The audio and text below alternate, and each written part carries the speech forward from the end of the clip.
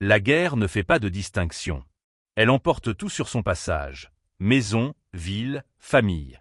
Mais son vol le plus cruel est peut-être celui de l'enfance elle-même. Entre 1939 et 1945, des millions d'enfants en Europe, en Asie et au-delà se sont retrouvés pris au piège du conflit le plus meurtrier de l'histoire de l'humanité. Trop jeunes pour combattre, trop jeunes pour comprendre pourquoi leur monde était en flammes. Pourtant, ils ont survécu. Voici leur histoire. L'histoire des plus jeunes survivants. Avant les bombardements, avant l'arrivée des soldats, l'enfance était simple. À Londres, les enfants jouaient dans les parcs.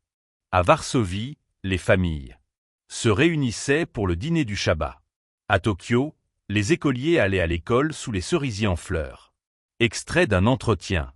Margaret Thompson, 92 ans, évacuée britannique. Margaret, je me souviens de mon dernier anniversaire avant la guerre. J'avais 6 ans.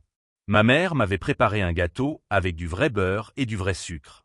Nous étions loin d'imaginer que, quelques mois plus tard, ces choses deviendraient des souvenirs, des luxes dont on rêve, mais les nuages s'amoncelaient. En septembre 1939, l'Europe sombra dans les ténèbres. Et pour les enfants, tout a basculé. Du jour au lendemain. En Grande-Bretagne, l'opération Pied Piper a débuté immédiatement. Près de 3 millions d'enfants ont été évacués des villes vers la campagne, souvent sans leurs parents, serrant contre eux des masques à gaz et de petites valises contenant tout ce qu'ils possédaient.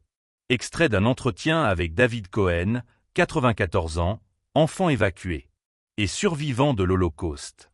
David, ma mère a épinglé une étiquette sur mon manteau avec mon nom et mon adresse. J'avais 7 ans. Elle m'a embrassé à la gare et m'a dit « Sois courageux ». Je ne savais pas que je ne la reverrais pas pendant 4 ans. Je ne savais pas que certains enfants ne reverraient jamais leurs parents.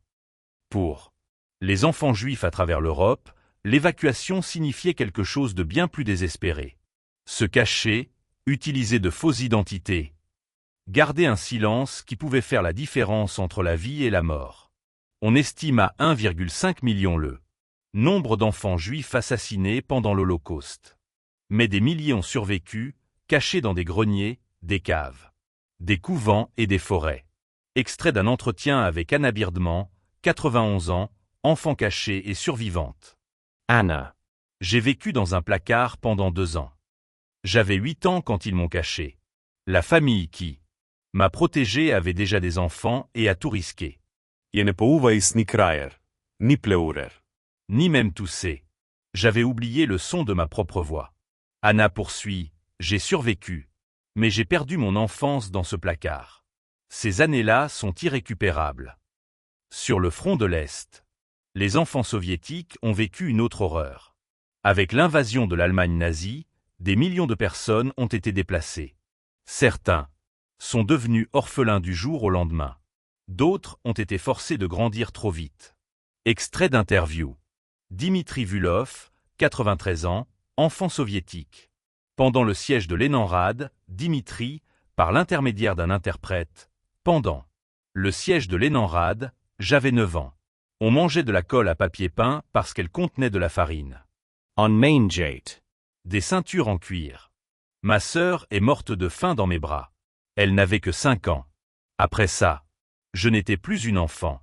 Je ne pouvais plus l'être. La guerre s'étendit jusqu'au Pacifique, où des enfants vécurent des expériences différentes, mais tout aussi traumatisantes. En Amérique, plus de 30 000 enfants nippo-américains furent internés dans des camps. Extrait d'un entretien avec Kao Matsuda, 90 ans. Survivanta d'un camp d'internament. Kao. Un jour, j'étais une petite américaine qui allait à l'école en Californie. Le lendemain, j'étais derrière des barbelés. Mes amis ont cessé de me parler. Nous avons tout perdu. Notre maison, notre commerce. Tout. Et je n'avais que 10 ans, à me demander ce que j'avais fait de mal. En août 1945. Des bombes atomiques s'abattirent sur Hiroshima et Nagasaki. Les enfants qui survécurent à l'explosion initiale souffrirent de maladies liées aux radiations, de brûlures et du traumatisme psychologique d'avoir été témoins de l'enfer sur Terre. Extrait d'un entretien avec Setsuko Nakamura, 88 ans, survivante d'Hiroshima. Setsuko, par l'intermédiaire d'un interprète, l'éclair était plus lumineux qu'eux. 1000 fils. J'avais 7 ans et j'étais dans la cour de mon école. Autour de moi, tout le monde s'est mis à tomber. À brûler, à crier. J'entends encore ces cris. 80 ans plus tard, je les entends encore. En mai 1945, la guerre en Europe prit fin. En août, le Japon capitula. Les armes se turent.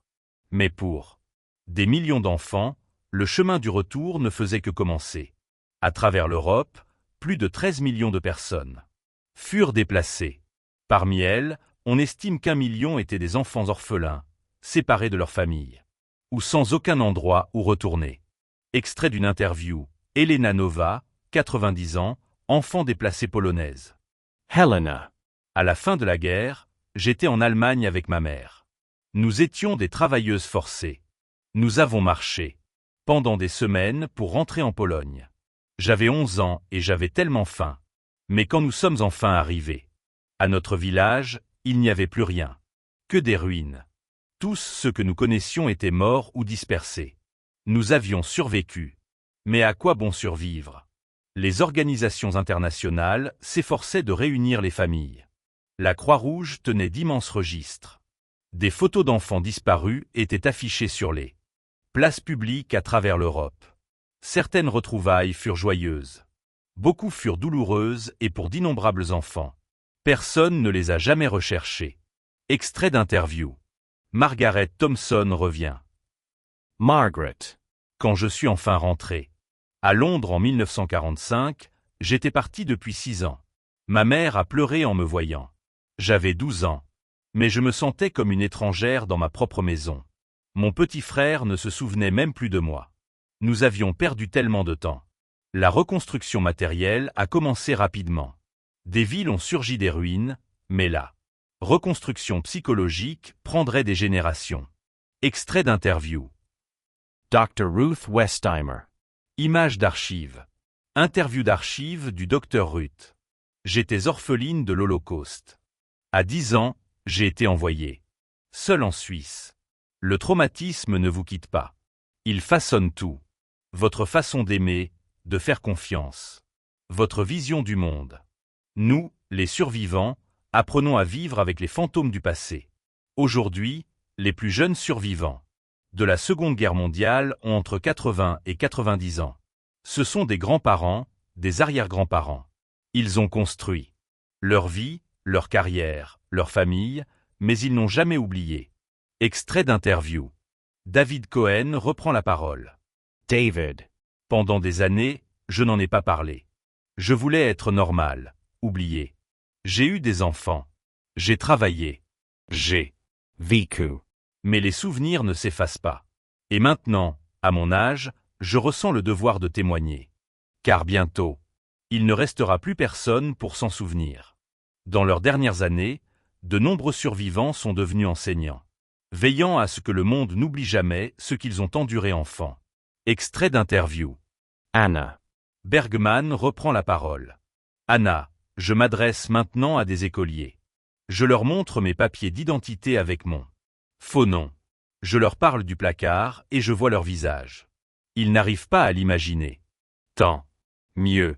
J'espère qu'ils n'auront jamais à l'imaginer. Anna poursuit, mais je veux aussi qu'ils comprennent que la guerre ne se résume pas aux soldats et aux batailles. Elle concerne des enfants qui cessent d'être des enfants. Elle concerne des avenirs volés. Les leçons de la Seconde Guerre mondiale semblent lointaines pour beaucoup. Pourtant, aujourd'hui encore, partout dans le monde, des enfants sont pris au piège des conflits, déplacés, orphelins, traumatisés. Extrait d'interview. Ko. Matsuda revient. Chaos. Quand je vois des enfants réfugiés aux informations, je me vois. Cette même peur dans leur yeux, cette même confusion. Et je me demande, n'avons-nous rien appris? Allons-nous laisser cela continuer? Les enfants survivants de la Seconde Guerre mondiale portent un message plus urgent que jamais. La paix n'est pas seulement l'absence de guerre. C'est la présence de la justice, de la sécurité et de l'espoir pour chaque enfant. Margaret, nous avons survécu. C'est ce que je veux que les gens sachent. Les enfants sont résilients, Dimitri. Mais La résilience a un prix. Un prix que nous avons payé toute notre vie. Elena. Je suis reconnaissant d'avoir vécu, mais je regrette. Ce que j'aurais pu devenir, dit Zuko. La paix n'est pas gratuite. Elle est construite par ceux qui refusent des. Ublier. Ana, raconte-nos histórias. Continue de les raconter, c'est ainsi que tu nous honores, David. Nous étions des enfants. Juste des enfants. Nous méritons mieux. Chaque enfant mérite mieux. Les enfants de la Seconde Guerre mondiale sont, aujourd'hui, parmi les derniers témoins vivants du chapitre le plus sombre de l'histoire. Leurs histoires sont des dons, douloureux, précieux et profonds. Elles nous rappellent que derrière chaque statistique, chaque bilan de victimes, chaque date historique, se cachent des vies, des enfances, des avenirs que la guerre a tenté d'effacer. Ils ont survécu pour nous dire, plus jamais ça, à aucun enfant, nulle part.